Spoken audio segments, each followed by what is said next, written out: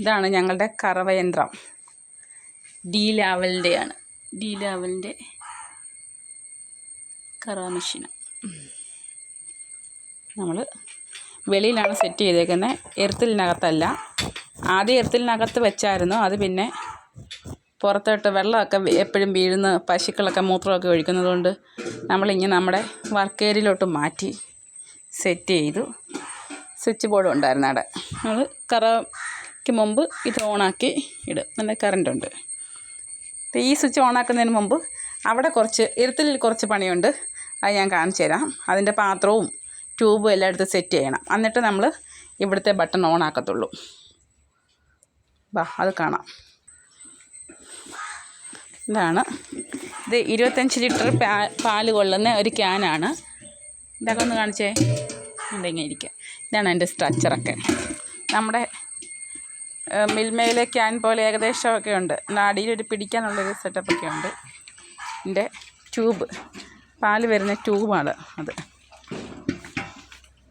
നമുക്ക് ഇവിടെ ഇതിനകത്തൂടെ കണ്ടേ ഇങ്ങനെ നമ്മൾ എവിടെയാണോ മിഷൻ വെച്ചേക്കുന്നത് അതിൻ്റെ അടുത്തുകൂടെ ഇങ്ങനെ പൈപ്പ് ലൈൻ ഇങ്ങനെ എയർ വരത്തക്ക രീതിയിൽ സെറ്റ് ചെയ്തിട്ടുണ്ട്.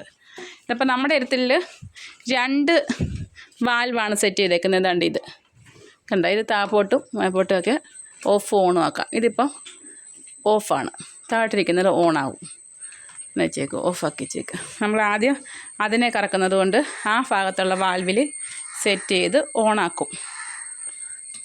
അപ്പോൾ നമ്മൾ ഇന്നത്തെ മെഷീനും പാത്രവും എല്ലാം കൊണ്ടുവച്ച് കഴിഞ്ഞ് റെഡിയാക്കി പശുവിനെ അതിൻ്റെ നിലയ്ക്കൊന്ന് നിർത്തിയിട്ട് നമ്മൾ അവിടെ പോയി ഓണാക്കണം.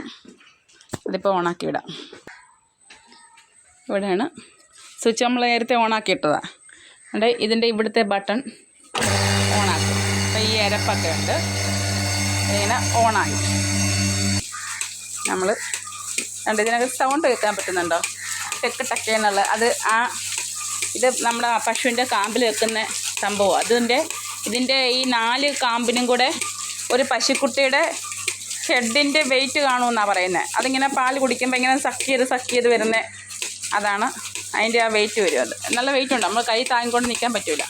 ഇത് വെക്കുന്നതിന് മുമ്പ് നമുക്ക് നമ്മുടെ ചാണകമോ അഴുക്കോ വല്ലതും ഉണ്ടെങ്കിൽ കഴുകി ക്ലീൻ ചെയ്ത് റെഡിയാക്കണം. റെഡിയാക്കും. ആ കഴുകുന്ന കൂട്ടത്തിൽ അത് ചിലപ്പോൾ ആന്തരങ്ങ് ചേർത്ത് അല്ലെന്നുണ്ടെങ്കിൽ കുട്ടി വിട്ടുന്ന് ആക്കും. ഇങ്ങനെ സക്ക് ചെയ്തുകൊണ്ടിരിക്കുകയാണ്. ഇതിപ്പോൾ മെഷീൻ അങ്ങോട്ട് നീക്കി പാത്രം നീക്കി വെച്ച് അതിൻ്റെ നമ്മുടെ ഒരു സൗകര്യം അനുസരിച്ച് വെച്ചിട്ട് ഇതിൻ്റെ കാമ്പിലോട്ട് ഇതിപ്പോൾ ചുരത്തി വരുന്ന ഇങ്ങനെ സക്ക് ചെയ്ത് വരുമ്പോൾ അങ്ങ് റെഡി ആയിക്കോളും.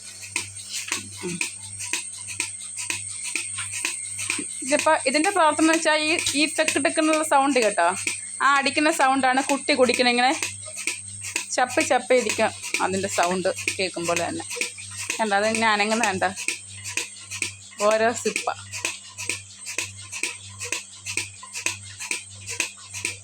ഇങ്ങനെ അതിൻ്റെ ആ നിൽക്കുന്ന പാലത്രയും നമ്മുടെ ഈ ട്യൂബ് വഴി കാണാൻ പറ്റുന്നുണ്ടോ എന്തോ താഴത്തെ ആ താഴോട്ട് വരുന്നുണ്ട്. അത് നല്ലോണം ചേർത്തിയിട്ടില്ല, ഇച്ചിരിയുടെ കഴിഞ്ഞിട്ട് ചേർത്തി വരത്തുള്ളൂ. ചേർത്തി വന്നാൽ നല്ലോണം വന്നാണ്ട് ഈ ട്യൂബ് വഴി നമ്മുടെ ഈ ക്യാനിൽ നിറയും. അതാണ് അതിൻ്റെ ഒരു വ്യവസ്ഥ. അവളുടെ കുട്ടിയാണ് അവിടെ നിൽക്കുന്നത്. അവൾക്ക് മെഷീൻ്റെ സൗണ്ട് കേൾക്കുമ്പോഴേ അറിയാം ഇപ്പം കറവയ്ക്ക് റെഡിയായി വരും. അമ്മണിക്കുട്ടിയെ ഇങ്ങോട്ട് നോക്കിടി, അവിടെ വരും അമ്മണിന്നല്ല. ഇതേ അമ്മണിയെ, ഞാൻ എല്ലാവരെയും അമ്മണീന്നാണ് വിളിക്കുന്നത്. പക്ഷെ ഇവളുമാർ നോക്കത്തില്ല, ആദ്യത്തെ അവൾ നോക്കും.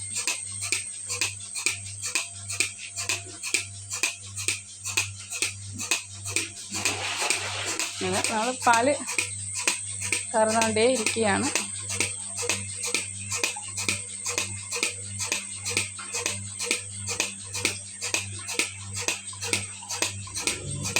പശുവിന് ഒരു പ്രശ്നം വരത്തില്ല. നമ്മൾ കൈകൊണ്ട് കറക്കുന്നതിനെക്കാട്ടിലും ഉഷാറായിട്ട് നിൽക്കുന്നത് അയവറക്കി നിന്നതാണ്ട്. വായിക്കകത്ത് അയവറക്കേണ്ട. ഞാനത് പറയുന്നത് അവൾക്ക് ഇഷ്ടപ്പെടുന്നില്ല കേട്ടോ.